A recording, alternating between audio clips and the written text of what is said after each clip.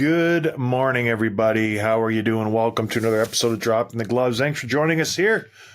January 22nd, 2024. Tim, how are we doing today? I'm a little depressed. We'll get to that after I want to know how you're doing.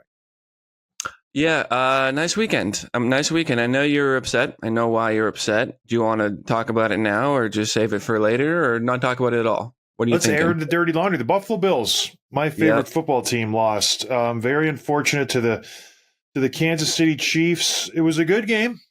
The Bills just couldn't do it. And what makes it worse was reliving the 1990 Scott Norwood fiasco when I was 8 years old, when he kicked it wide right in the Super Bowl versus the New York Giants for the win. And it's funny how life works. Same yardage, exact same kick.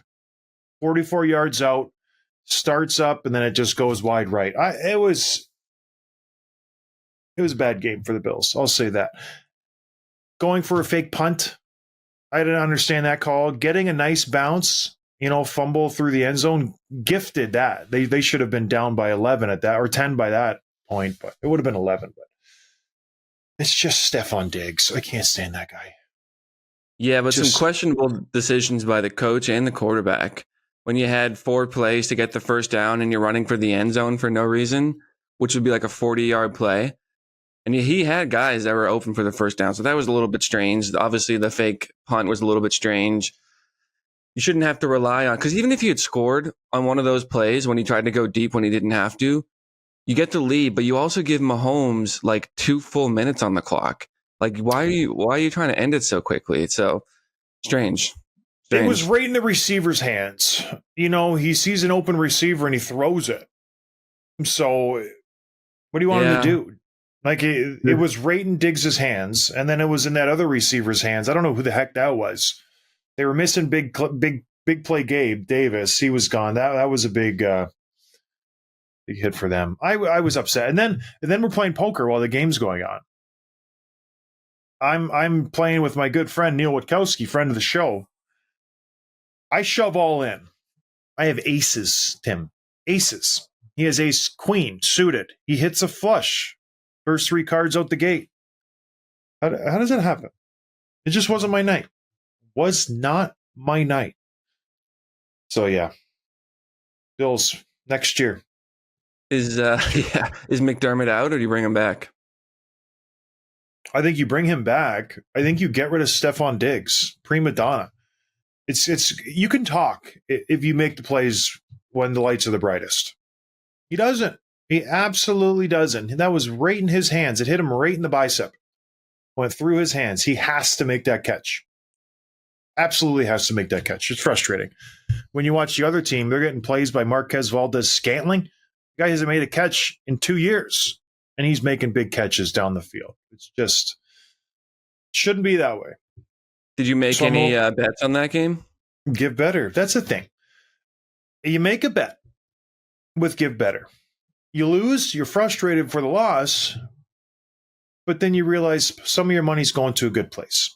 And that's why Give Bettor is fantastic, because I don't feel as bad that I lost, because I get to donate 25% of all my losses to a charity of my choice. So go to Give Bettor, sign up.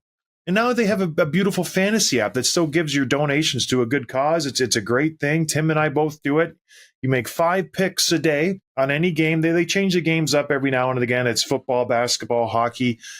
You pick a game. You make 5 selections. If you get all 5 right now, from now until the Super Bowl, you win $100. We've already had a few winners from our listeners, right, Tim? Yeah, we did. Yeah, they're getting paid. It's the real deal. Check it out. Sign up right now. Go to givebettor.app/DTG. It's very simple. Go to any app, Android, iPhone, whatever. They all have it. It's a beautiful app. It works really fun. It's just like Tinder. Tim knows that. You swipe left, swipe right. Tim always swipes right. Right, Tim? Almost never. Does that mean you accept the match? You always swipe right. No. Right, yeah, but swipe right is match, yeah. Oh, he wants matches. And you can do it too on Give Bettor. Check it out. It's a beautiful, fun app to play with. Givebettor.app/DTG. Match all 5 from now until the Super Bowl. You win $100. That's it. scot-free. Nothing else you have to do. So check that out. They're a great company. Tim loves them. I love them. And you will too. And it gives us a little bump too if you go and do that. GiveBettor.app/DTG. There was a coaching change, Tim. Very strange time for a coaching change in the season. Usually you see it within the first month of the season, maybe month and a half. Very rare do you see it midway through the season, but there was one. The New York Islanders have fired Lane Lambert, who, from what I can tell, was liked by the players. The fans did not like him. They wanted him out. They were calling for his head, and they got what they wanted. The Savages got the blood. He's out, and guess who's in? Patrick Roy. Patrick Roy. I'm sorry I said that. I was trying to be funny. It's not funny. Patrick Roy back in the NHL, coaching in the Q for the last, 10 years, Tim? A long time for the Quebec Ramparts. Yeah, 13 seasons. I didn't realize he had been gone for that long. Right? Because I know he's coached in the NHL before, but 13 seasons for the Ramparts, went 524, 255, 66. So he's won a lot of games down there, and he came back to the NHL to come back and win again. Well, let me just preface this. He's 13 years totally with the Quebec Ramparts. He coached there for 8, left to go to Colorado, and then came back to Quebec after the Colorado stint. So the Colorado is shoehorned in between the 13 years. So I think he was 8, NHL, back for 5, and now he's back in the NHL because he's killing it in Quebec. He's winning tons of games. He won the Memorial Cup last year. Just fantastic results for a Quebec Ramparts team. And now he's with the New York Islanders trying to resurrect this team. What are your thoughts on this signing? Because moving on from Lane Lambert is tough. Your team is right in the playoff hunt. You're 20-15, respectable, record in that division when you're playing the Hurricanes and the Rangers and the Capitals. It's a tough division. The Penguins, the Devils. What are your thoughts? Good move, bad move? What do you think? Well, they obviously needed a change, but when I saw who they were bringing in, I thought at first it was more of a PR move, just because of obviously the name and the character charisma that he brings. It's okay, they're bringing in some media attention. Let's see if he can actually do it. And then I realized how good of a coach that he is, because not only in Quebec, like we mentioned, but in 3 seasons in Colorado, 8 years ago-ish, he went 130, 92, and 24, and he won the Jack Adams Trophy in 2014 for the best coach in the league. So he's a much better coach than I thought. I think in my mind, I linked him with the same thing with Gretzky, where he was incredible player, hockey genius, but the coaching just didn't work out and I just didn't pay enough attention. But he's a legit coach and he's very, very good. And even if you look at the video and the reports of the first practice that he ran for the Islanders, high tempo, high intensity, he's yelling at guys, he's stopping drills, he's interrupting the play, hey, get it right. Let's do it my way. We're going to take it up a notch. What you've done so far this year is not good enough. And that's exactly what the Islanders need. They had a big win last night, and it's looking good so far.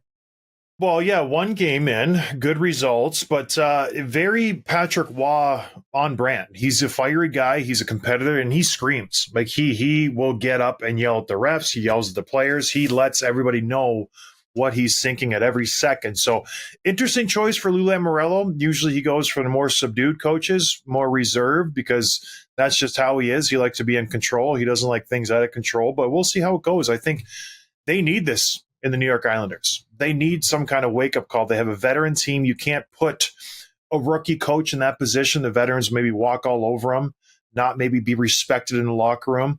If you put a Patrick Roy in there, not just his coaching resume, this guy's done it all.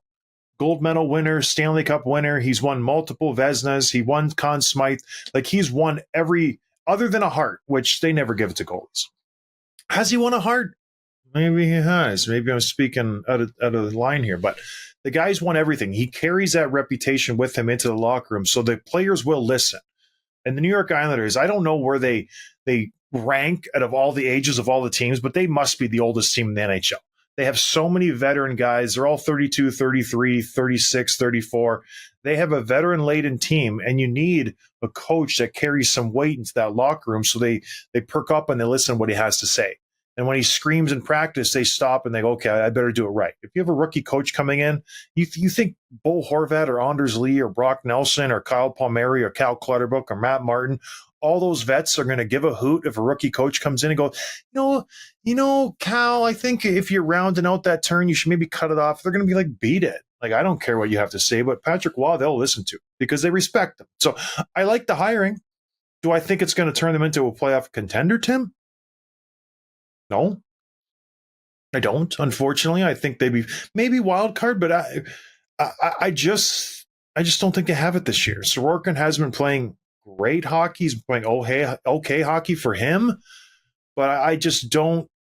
Maybe they slide in on the wild card. But all in all, I think it's a good hiring for Patrick Waugh. I think he's a good fit there in the long term.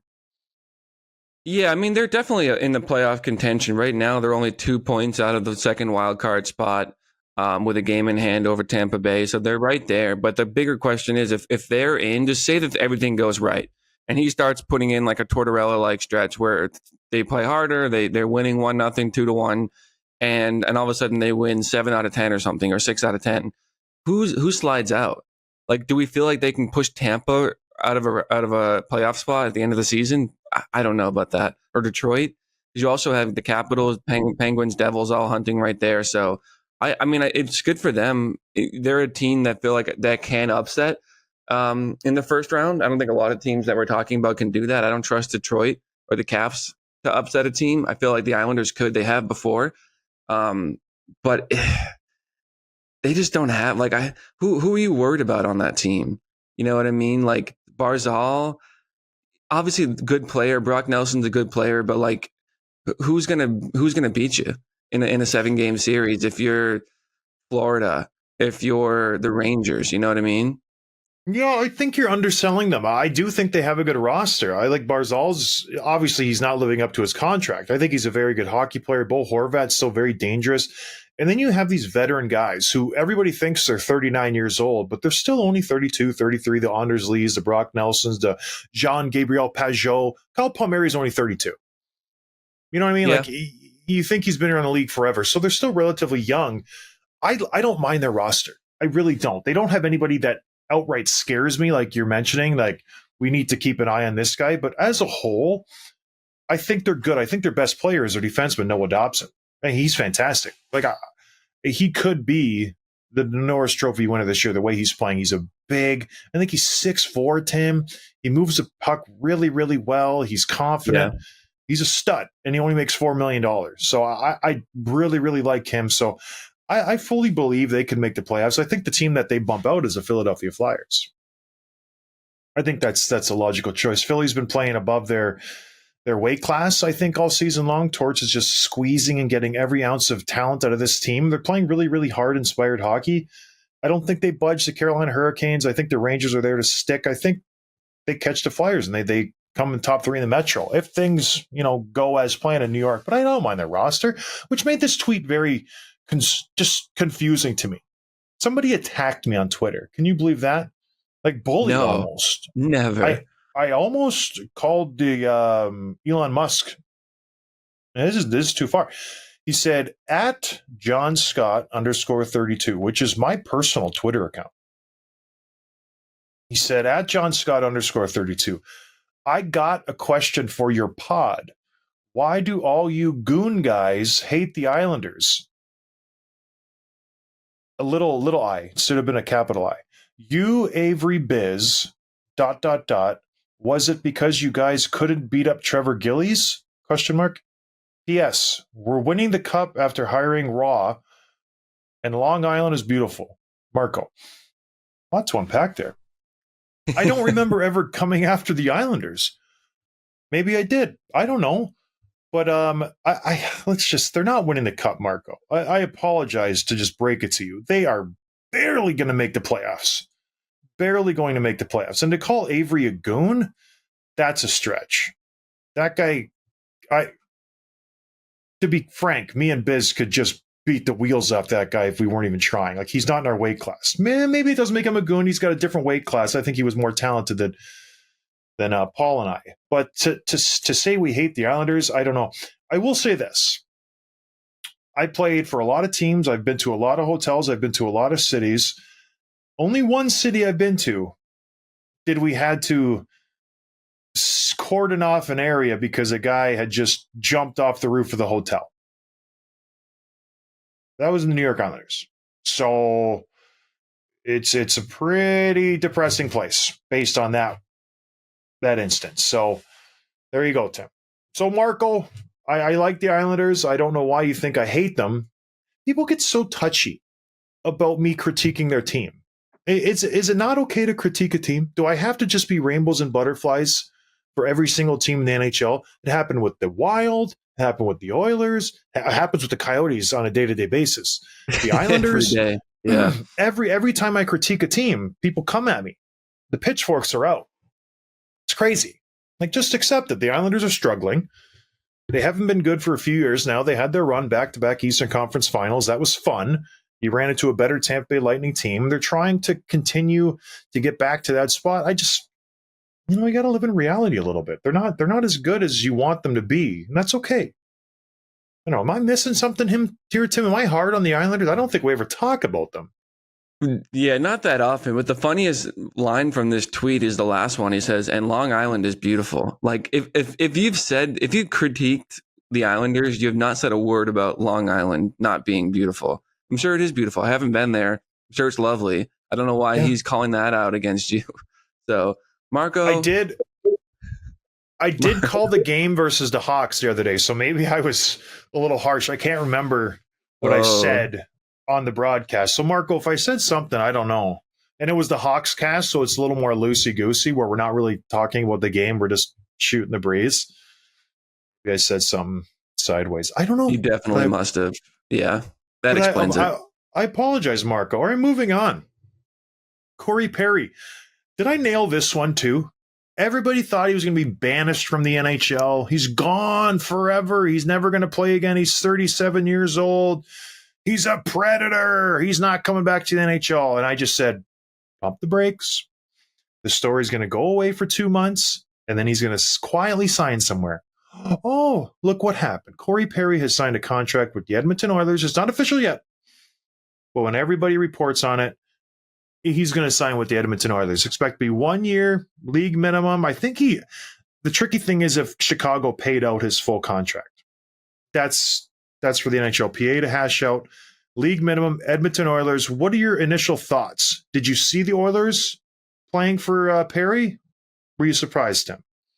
No, not surprised at all. We knew that they were one of the teams that was going to be calling him, along with the Leafs and a lot of other teams that sort of made sense that could have used a player like him. And I love this pickup for the Oilers. They've been a top-heavy team for a few years now, less so in the last year or two than they were 3, 4, 5 years ago, but it's still an issue for that team. So anything they add to their bottom six is just huge. And Corey Perry, as we talked about, still produces very well. Like, he brings that grit and the leadership and that just little ball of hate energy that he's got. But he can still create offense. Like, he was playing with Connor Bedard, and he was playing pretty well. And so obviously he won't have any of the pressure or even the opportunities to. He's not first power play. He probably won't play a top six role very often, but he can jump up and down the lineup if you need him to. So I think it's a great pickup for this team, and I can't see how it doesn't make him better. People are going back. Well, he only had 25 points last year with the Tampa Bay Lightning. He only had 21 with the Canadiens in the start. Nobody in Edmonton cares what he does in the regular season at all. He could sit out the whole regular season. What you get from Corey Perry is a guy who produces in the playoffs. He's going to play third, fourth line. He's going to play in your first or second power play unit, and the guy's going to be a pest for the other team. He's going to be in the other goalie's face. He's going to be in every scrum, and he's going to produce on the offensive side. He had 5 points last year in 6 games for the Lightning. He had 11 and 23 the year before, 10 and 22 the year before that. The guy puts up points in the playoffs. That's what he does, no matter what role he's in. He won't get first or second line minutes, Tim. You're right. They have a solid first and second line in Edmonton. The guy's just going to be a third and fourth line thorn in every side of the team that he plays against. And he's making league min. It's a beautiful signing for the Edmonton Oilers. Every team wanted this guy. Don't kid yourself that they're scared of his off ice issues and it's going to be a circus and this and that. Not a chance. Every team wanted this guy for the playoffs. He's been doing it every single year. He's like a hired gun. Goes from Anaheim to Dallas to Montreal to Tampa Bay. Now he's going to Edmonton. Good for him. He's going to fit in there fine. He's going to mesh well. I think he'll be good for Connor McDavid. He'll take the heat off McDavid for a couple weeks anyways with the interviews. Everyone's going to be focused on Corey Perry. He's going to get 12 minutes a night. maybe second power play unit, and he'll be just fine. Then you'll forget about him. The season will go on, and then it'll be the playoffs. And you're like, oh, cow, Corey Perry's in Edmonton. I forgot about that. And he's going to be lighting it up. It's great. So the Oilers have won 13 in a row, which is just incredible. Does any part of you worry about this being a distraction? Or like if they start losing, right, they're going to be like, we had 13 wins in a row, and then we've lost 4 of 6 since we signed Corey Perry. Like bad karma, we shouldn't have done it. Does that bother you at all? Or a little bit. Corey Perry's so much of a vet that he's not going to be a distraction for these guys. Like he's been there, done that. This is like his 4th time going into a team, 5th time going into a new locker room in the last 4 or 5 years. So I don't see him being a distraction. The media will try to make it a distraction, but I just don't see it happening. So I think it'll be fine. He's just gonna calmly go in there. He probably practices like when Kane came back. He'll probably practice with the team for a few weeks, maybe one, and then he'll start playing. But they're going to win, Tim. Have you looked at their coming games that are coming up? No. Blue Jackets. Oh, Chicago. Imagine if his first game is versus Chicago. And it's this week. Like they play the Blue Jackets tomorrow. They play the Blackhawks on the 25th. The Nashville Predators, they play on Sunday. And it's just like tapping after tapping. It gets a little harder. They go to Vegas. That might be one. But then Anaheim, LA, Detroit, St. Louis, they could continue this win streak for a long time. So this is a good Oilers team. These guys they're rolling pretty good. Their defense is playing good. My fantasy goaltender, Stuart Skinner, doing pretty well for me. Doing pretty good. We played, Tim. I checked last week and I crushed you like 8-1. Like this past week or the week before? I think 2 weeks ago. I rolled you. Yeah. Wasn't even close. My team is not good. The goaltending. I'm missing my best player, Jack Hughes, and I still just dummied you. Wasn't even close. Very fun stuff. But what do you think? I want to know your honest opinion. Does this push Edmonton? They were already up there, right? They're already up there with the Rangers and the Avalanche and all these, the Vegas Golden Knights, these higher echelon teams. Does this vault them on par with them, or are they even higher now with the Vancouver Canucks? So where do you put them in the rankings for a Stanley Cup contention? They're not in the top tier until they show more. You know what I mean? Like I still don't put them ahead of Vegas or even Colorado at this point. Maybe even Dallas. I would probably put them ahead of Winnipeg, regardless of how good Winnipeg's playing, just because of the talent that they have. And I might put them on par with the Canucks, even though the Canucks are playing that much better. We still don't know what this group can do in the playoffs, so I feel like Edmonton's got a slight advantage there. Or at least it makes it closer. But until they win a couple of rounds, I'm not betting on them beating Vegas or Colorado. So until they get to the Western Conference Finals, you're not going to buy in. That's what you're saying. Way to hedge your bet. I'm not going to buy in until they make the Stanley Cup Finals. Then I'll maybe buy in. No, but you know exactly what I'm talking about. No idea what you're saying. Yeah, you do. And if they don't, man, I don't know. They're not that team. Yeah, I'm not going to buy in on McDavid being a goal scorer until he scores 1 million. Then I'll buy in. But until then, not buying it. No. But think about it. Okay, if they played Vegas in the first round, which is what's going to happen if the playoffs end today, how many games does Vegas beat them in? 5, 6? What makes you think Vegas beats them? What makes you think Edmonton could beat them? Edmonton's playing fantastic. Vegas is injuries. They're sluggish. Their defense has been suspect. Aiden Hill hasn't played all year. There's a lot of question marks with Vegas right now. I mean, obviously, a big part of that depends on whether Eichel comes back and how healthy he is. But I'm just saying the teams that have done it before, I'd still pick them over the unknown. I agree, but you have to give them their due, Tim. You can't be so critical. That's my opinion. I think they're playing great. I think they've fixed a lot of their kinks. They started the year so incredibly bad. They've clawed their way back. I know there's still a ways to go in the Pacific and the West in general, but yeah, playing pretty good. Playing pretty good hockey. If I were to rank teams right now, I know Edmonton is only 12th in the league standings. Like they're looking up at the Leafs, the Hurricanes, the Flyers, the Panthers, the Knights, the Stars. My top 3 teams right now are, crazy as it may seem, they're all in the West. Now wild, and they're all north of the border. Isn't that strange? Canucks, Jets, and Oilers. How are you going How do you not have the Bruins in your top 3? Because they're not as good as the Canucks, Jets, or Oilers. I think right now, if the playoffs started, I think the Jets have a better team, better overall depth. I think the Canucks are just they're head and shoulder, not head and shoulders above everybody, eyebrows and forehead above everybody. They're a little bit over everybody. And then I think the Oilers are the hottest team in hockey. So if the playoffs started now, they would just roll. They're very confident. Oilers, they are the hottest team in hockey. It's not your opinion, but the Jets are 9-1-1. 9-1 in their last 10. The Canucks are 8-1-1 in their last 10. They're very close to being the hottest teams in hockey.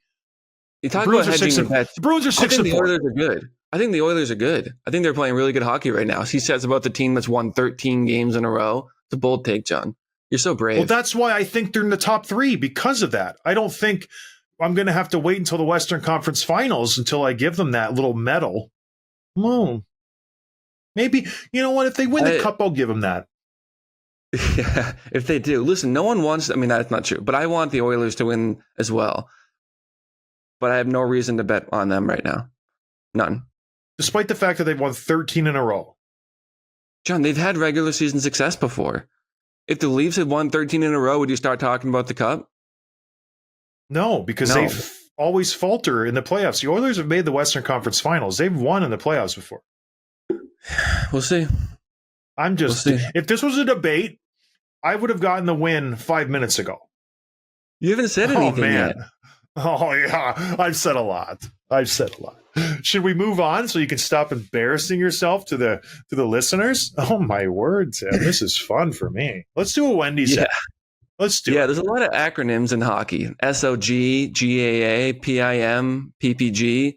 How about a new one? The BPMM. Wendy's Bacon Portobello Mushroom Melt. Sure, it might not help you win in weekly prizes, but it tastes really good. And unlike your betting, it never disappoints. So try your luck, but don't push it because the Bacon Portobello Mushroom Melt is only back for a limited time. And if you miss it, you won't get a second chance. Sign up for Daily Face-Off today, sponsored by Wendy's and the Wendy's app. That was a great ad read. I butchered that last week because I didn't know we were supposed to do the SOG and GAA and PPG. It sounds so good. I was like, shot on goal, goals against average. I just read it fully out like a dummy. Tim's good. That was good. And you know what's funny? Wendy's is good stuff. They are good. Out of all the fast foods in my area, Wendy's is right up there, if not number 1. I should probably say number 1. They're number 1. They are number 1. But you think you like fast food? Wait till you move down south, if you ever did. They're on every corner. And it's chains you never heard of. There's Popeyes everywhere and Bojangles and there's way more. And then all these like local fried chicken places that look like gas stations and everyone there's a line out the door. It's crazy. Buc-ee's down there? Fast food here. Are they what? Buc-ee's? Yeah, I think so. I lived in Houston for almost 3 years, so I know. Okay. I guess, is that south enough for you, Tim? Houston? Yeah, but it's not really the South. Texas is something different. It's not south enough until I go there and see it on the globe. If it's south enough, then I'll give it its southness. But until then, it's not that south. Not that south. All right, Tim. Let's talk about Toronto. What's going on in Toronto? What's Elliot Friedman saying? They're kicking the can to next year already. Yeah, this is really strange. I saw this tweet come across my timeline. I don't watch 32 Thoughts or listen to it or whatever, but Elliot Friedman was talking about the Leafs, and this is in the context of them, whether or not they add at the deadline. And he basically said they're not going to. And here's the quote. I think Toronto is thinking bigger picture. I don't think it's about this year anymore. I think they're thinking about where they're going. I really wonder if deep down that as an organization, they're saying we are not good enough to win this year. We are resetting and reshaping our roster, and we're going to do that.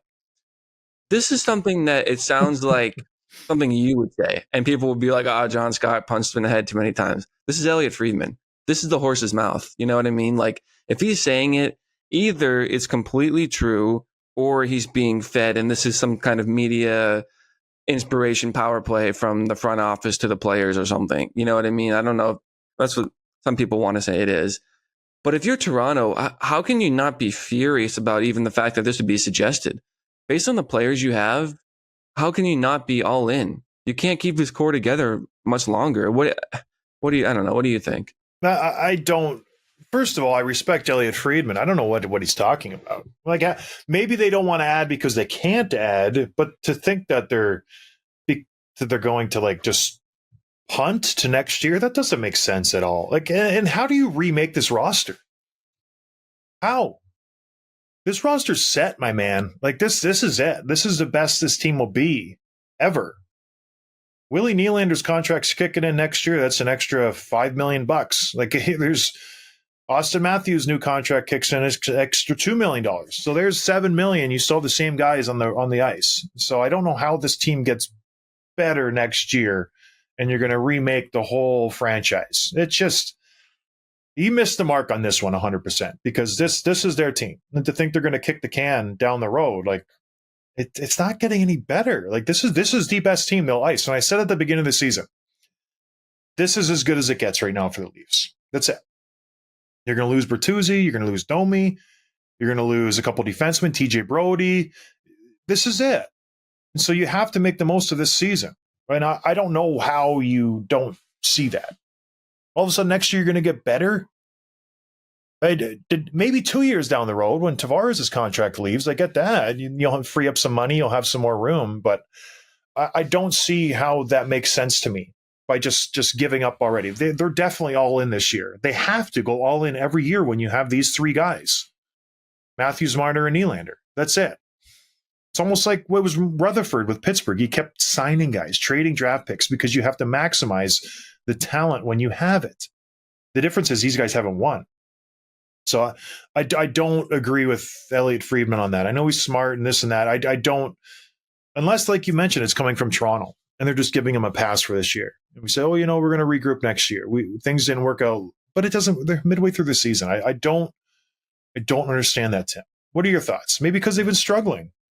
Well, they were struggling last week, and they lost 4 in a row, like we talked about last week. But they've won 2 out of 3 now since their 4-game skid. And their one loss was a crazy game in Vancouver, which was a lot of fun to watch. But that puts them up to 3rd in the Atlantic, because if they had lost 2 out of 3, they might have slipped further down, because they were in the wild card spot last time we talked about this. So they're back up. It's still super close. Detroit's right there, but Tampa's right there. I don't know. It's just strange to me that this would even be brought up, which makes me think it is some kind of power play. It's coming from the front office. They're putting pressure on the players. They want that pushback, because it makes no sense to me otherwise. You know what I mean? Like, this is a team that should be all in every single year. So the fact that someone like Elliot Friedman is saying they might not be this year is really strange to me. Unless, like you said, this is their way of saying, hey, we don't want anyone at a trade deadline. This is the group we have, even though you can't add anyone at a trade deadline. This is the roster. It's like my little cousin when he was younger, it still is very, very allergic to peanuts and peanut butter. When he was a little kid, he would tell everyone how gross peanut butter was, that he didn't want it, even if he could have it. He's like, it's gross. Why does anyone eat it? It's the same thing. You know what I mean? He's like, yeah, so why we have the trade deadline? There's no one else we want. Everyone we want, we already have. We have the 23 best players in the world. I know, yeah. They just, and Elliot Friedman is like, if it's coming from him, there's substance there. Yeah, this isn't a guy who just says stuff off the cuff like us and just hopefully it sticks on the wall. You know what I mean? Like he obviously has heard something, so it does ring some kind of issue with me where it's like, gosh, maybe something's going on. I don't know. If I'm in the locker room, if I'm the Leafs, I don't like hearing this. But What is Ryan Reeves, friend of the show, 3-time friend of the show? What's happened with him, Tim? Well, you brought this to my attention this morning. I had no idea, but apparently he spoke out in the media and said he's been healthy for weeks and he doesn't understand why he's not playing. And first we laughed. We were kind of like, Reeves, you're not good anymore, man. Like, you're not cracking this lineup. But that's Tim not made a very issue. funny joke. He said, who's going to tell him? Who's going to tell him why he's not playing? That's funny. But he's not just not playing. He's not activated. So here he is saying, I've been healthy for weeks, but he's on the IR. And he's been on the IR since he got hurt a few months ago, which means, is this cap circumvention? And this is what he said. I've been on the ice for a couple of weeks now, trying to stay ready. I'm not going to speculate anything. If I get called upon, I do. If I don't, I get my work in. And Keith said, just keep working, stay ready. That's a big part of it. But if you have a healthy player who's saying that to the media, you have to activate him. Like, isn't that part of the rules about using the IR? You can't just keep him there. This is fantasy hockey. It's strange. Yeah, I don't know how he can say that and they can still throw him on the IR. He makes 1.3, and right now they have zero cap space. So there's an issue there. If they bring him up, Robertson has to go down. They have to maybe send down another defenseman. They have 8 D-men on the roster right now. So they'd have to figure something out, maybe send down, I don't know, Benoit's been playing really good. So it's a weird situation, and they brought this on themselves. Why would you sign Ryan Reaves for 3 years at 1.35? It just was a head scratcher. When he was on the show, I said, Ryan, how the hell did you do this? Like, you're stealing from the Leafs at this point. He's like, oh. So it's strange. Toronto, again, not like the Leafs or not like the Oilers. I feel like they have issues. They will be in the playoffs, but I don't trust them. They have goalie issues. There's dysfunction in the front office. The head coach is just always on the hot seat. And that doesn't breed a confident hockey team. Everybody's always looking over their shoulder. Everybody's pointing fingers. That's not a good environment to win in. You want to be able to have a team that has your back, takes responsibility if something bad happens. And I feel like that's not happening with the Leafs right now. Don't you think? The environment is toxic. I know that's a word that gets thrown around all the time, but it just seems like everybody's in it for themselves. Shanahan's trying to keep his job. Keefe's trying to keep his job. It's just weird, that environment. It doesn't seem like a friendly place to go and play. No, but I wonder now, though, like the last couple of regular seasons, everything was going perfectly. Like they were scoring bunches of goals, and Matthews had 3 hat tricks a year, and they're getting the highlight reels and all that. And then the playoffs came and punched them in the face, and they had no response. So I wonder if the fact that this season isn't all lollipops and rainbows means that they're going to be better prepared to go on a deeper run, and that they're not going to fool themselves into thinking that they're better than they are when they run into a team that knows how to back check and block shots and those sort of things, even if they don't have the talent that Toronto has. So maybe the fact that this year is more bumpy is going to set them up for better success in the playoffs. Yeah, the frustrating thing with the Leafs is we were watching that game together versus Vancouver, and Vancouver is a litmus test this year. Like it or not, they're a very good hockey team. They get blown out in the first period. Zadorov was playing out of his mind. Connor Garland, both friends of the show, they were playing fantastic. Tyler Myers, another friend of the show, pasting guys on the bench. Like they were dominating the Leafs. Second period starts, completely different game. Toronto dominates. They come back. They're scoring at will. It's a very fluid offense for them. They're up and down the ice. It was a completely different second period. Third period starts. They're back to their old self. Vancouver takes over. They get the win 6-4. So it's just frustrating for a Leafs fan and a coach. Like, which team do we have here? Because we have the potential.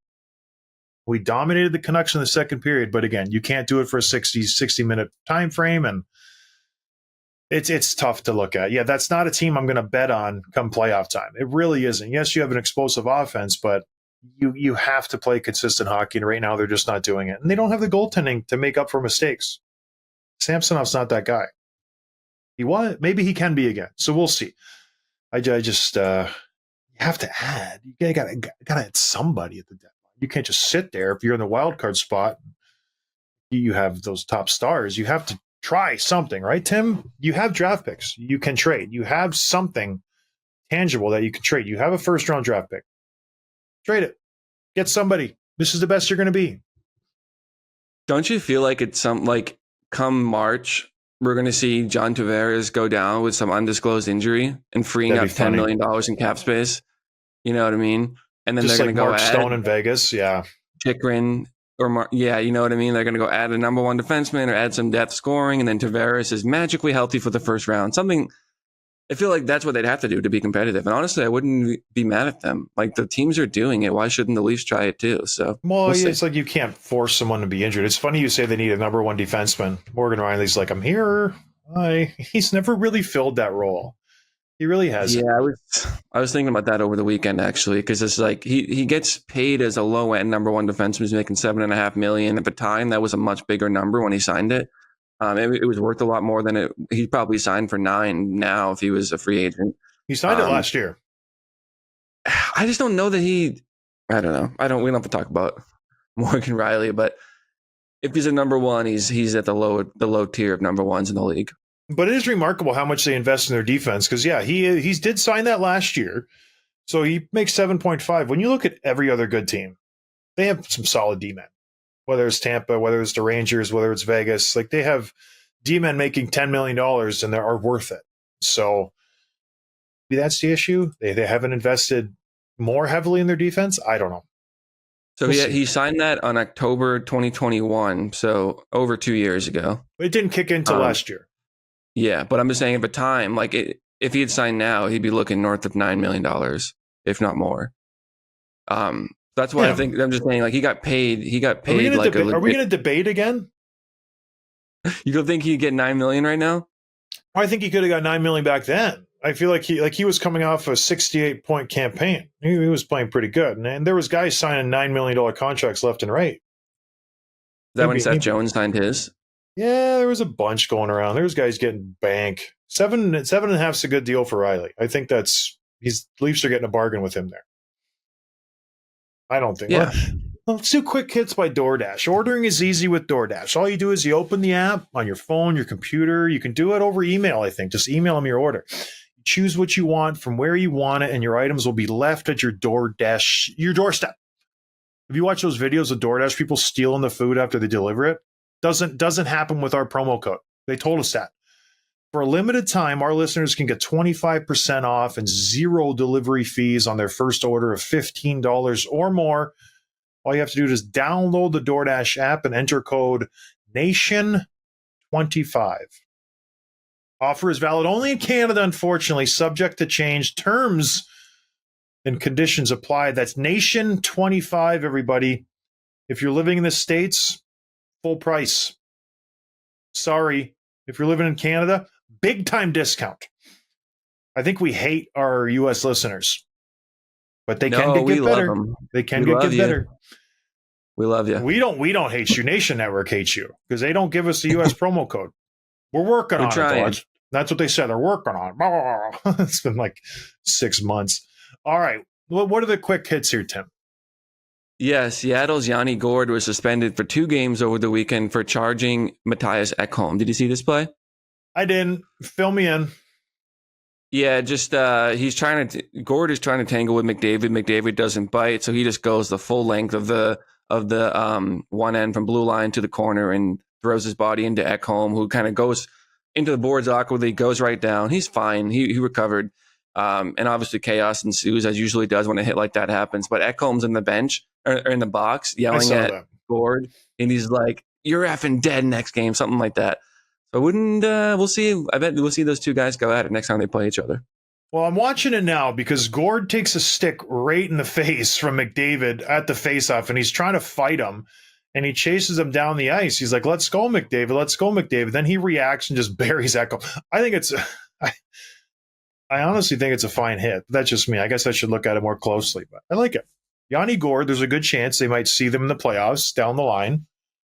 Perfect. Love it. Yanni Gourde's already won the cup with the Tampa Bay Lightning. Who cares? He's playing with house money at this point. The next one, I'm going to get you. Jared Spurgeon having season-ending hip and back surgery. Tough blow for the Wild. They've had tough blow after tough blow all year. He will be back next season. Do we feel like the Wild are going to become sellers at the deadline? Yeah, obviously. They stink. Yeah, they will try to sell everybody. Remember that song in college? My hip, my back. Yes, I do. Don't Google I wasn't in college, though. Don't Google that song, kids. Or parents. Yeah. That was a former John Scott, a long time ago. All right, last one. They don't have a lot of expiring contracts, though, so we'll see what they do. They're going to try to trade everybody. Marc-Andre Fleury, he'll be gone. Jane Pinto signs a 1-year deal with the Sens worth $775,000. He's eligible to rejoin the lineup this past Sunday yesterday. He served a 41-game suspension for violating the NHL's sports wagering rules. This is the one that apparently over the summer, one of his buddy made a pic from his phones and someone at whatever app recognized his name and reported it. And he said he didn't do it. They still had a 0 tolerance policy. So he's back in the lineup. Good for him. Yeah. There's some stupid suspension. Dystopian about the fact that he's getting suspended for this while players are wearing like ESPN bet on their jerseys. You know what I mean? Yeah. Like there's some disconnect there, but it's just Gary Bettman at his finest. First game back, gets an assist +2.